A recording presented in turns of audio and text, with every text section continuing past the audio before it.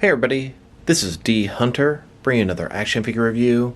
Today, we're going to be looking at the McFarlane Mortal Kombat 11 Noob Saibot, and this is the Bloody Variant. I got this figure from GameStop.com. Pretty annoying that GameStop charges scalper prices sometimes. For a lot of the McFarlane figures, they upcharge $5. He was $25 instead of the usual $20, but I'm happy to check him off my list. So let's go ahead and check out the packaging here. As you can see at the top, ages 14 plus. This is not a toy. I always find it hilarious when McFarlane puts stuff like that on their figures. McFarlane Toys, Mortal Kombat 11, Noob Saibot. Here he is in the package. He's got his signature Sith weapon and a display stand. One side of the package, here he is posed up. Other side, Mortal Kombat 11. On the bottom, there's a bunch of credits, and there is a barcode in case that helps anybody. And on the back side, here he is posed up. So with no further ado, let's open him up. Alright, now that we got this figure out of the package, here he is with all of his accessories laid out. Noob Saibot here is a wraith from the Mortal Kombat franchise. He comes with a display stand and then a bloodied up version of his sickle, which he used in Mortal Kombat 11. Interesting thing about Noob Saibot here, the two creators of Mortal Kombat, Ed Boon and John Tobias, Noob Saibot are their two last names spelled backwards. A little bit interesting trivia there. So this is the blooded up version. I got mine from GameStop. Not sure if it's a GameStop exclusive or not, but I wanted to check off all the variants off my list. So let's take a look at them. So I thought the regular Noob Saibot figure was really well done. It looked very good. And this one's every bit as good. It just has the blood splatter all over him. He's got that hood on there. The black around the eyes looks very evil, very menacing. The mask, kind of gold and black. Very well done. It looks good. Got some shoulder pads here. Armor on his forearms. Blood all over his hand. All over his gauntlets here. All over his chest and shoulder. It's on his leg too. They definitely gave him a lot of blood. I mean, his hands are covered in it. Very shiny. He's got this soft goods material over his pants. Not going to obstruct any of his articulation. Overall, a very nice looking figure, and I'm happy to have this variation. And just a closer look at his head. He's mysterious, he's dark, he looks evil. The detailing on the mask, the eyes, the skin being black, very vague as to what's going on in there. He's got the hood, nice texture on the outside.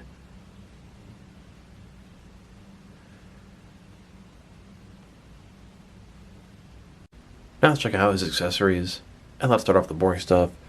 Here's his display stand, typical McFarlane stand. It says Mortal Kombat at the bottom, one peg for the pegals on his feet, very thin, very basic. Then we have his sickle. It's going to be the same for the regular release, but this one's got blood all over it. You can see it's got spikes along the blade here. The handle itself has a nice wrap around it, good sculpting detail. Here he is holding his sickle, and just a closer look. He's pointing right at you with his bloody hand, just before he finishes you. Here's his sickle, next to the original standard release. Then, next to the gold and platinum release. Now that we've taken a pretty good look at both the figure and his accessories, now let's check out his height. From bottom to the top of his head, he's sitting at about 7.1 inches tall, which can translate to about 18 centimeters. Now let's check out his articulation. Starting with his head here, of course, it can rotate from side to side. It can look up and down about that far. Can tilt his head from one side to the other. Give him a nice amount of personality. Shoulders on a ball joint. Goes out more than 90 degrees. The shoulder pad is soft, doesn't obstruct that. Up, down, around, all that good stuff. He's got a butterfly joint between his shoulder and chest here, increasing the range of motion a little bit. Bicep cut below that. Double jointed elbows below that, they go all the way in. His wrist, it can rotate, and it's going to be hinged as well. In his torso here, he's got a ball joint, can rotate around, go forward and back. Another ball joint in his waist, can rotate around, also go forward and back. Give him a very good range of motion in his torso here. Legs, they go out about this far. Not a ball joint, but a similar type concept. The rotation, very minimal. They go forward about that far, back, really not too much. double jointed knees, a little bit obstructed from this soft goods sort of skirt or overhang type thing.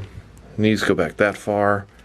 Then his ankle, forward and back, can rotate, can tilt and rock, and he's got toe articulation.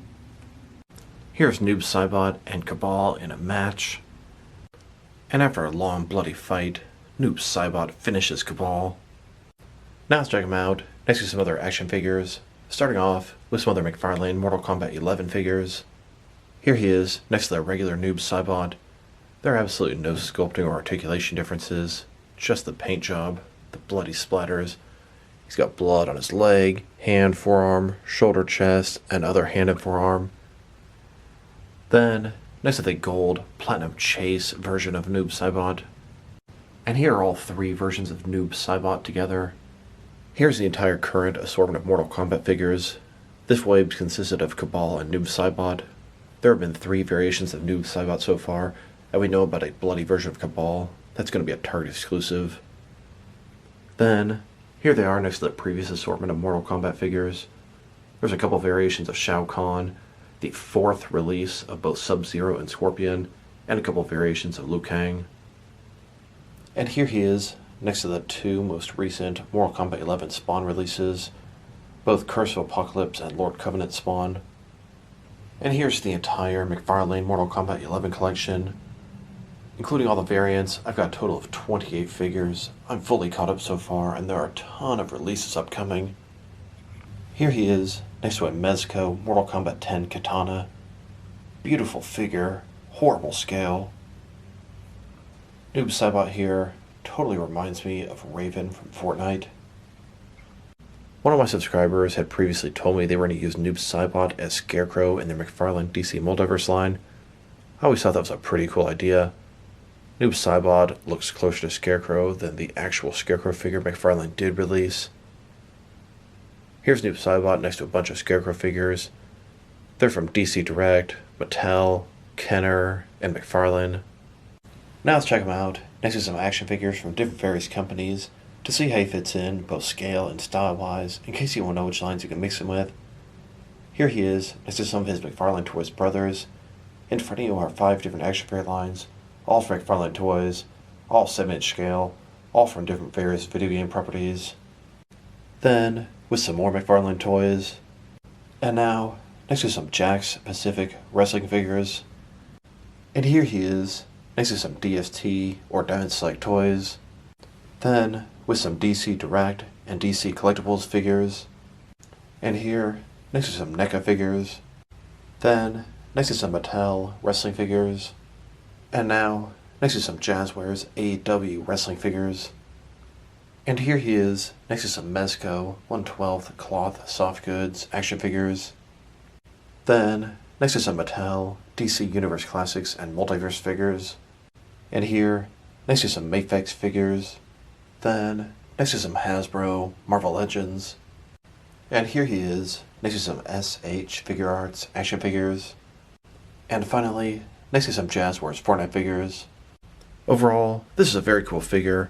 I was very impressed with the original Noob Saibot release. This bloody variant looks great as well. It's a great looking figure, but is it necessary? Honestly, I would say no. If I had to pick one Noob Saibot out of the 3 they've released, it would definitely be the regular one. This one does look very cool, and the blood splattering on him does make sense in the Mortal Kombat world. Long, bloody fights, round 1, round 2, round 3. This bloody variant makes a lot more sense than the gold Platinum Chase variant. This guy's accessory is pretty cool. His articulation is everything you'd expect from a McFarlane Mortal Kombat figure. The sculpt and paint job are fantastic. I don't see any issues. If I were to rate this guy, I'm probably going to give him a 7 out of 10. It's a very nice figure, but I'm not quite as excited as I was for the original release.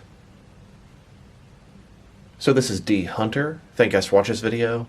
If you liked the video, press like below. If you have anything you want to say about the video, add to the comment section.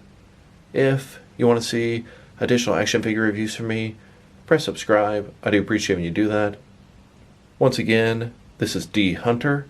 Thank you guys for watching this video, and I will talk to you guys real soon.